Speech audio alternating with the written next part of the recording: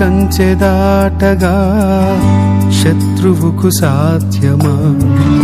నీ ఆజ్ఞ లేనిదే ఏదైనా జరుగునా? నీ కంచె దాటగా శత్రువుకు సాధ్యమా? మా దేవా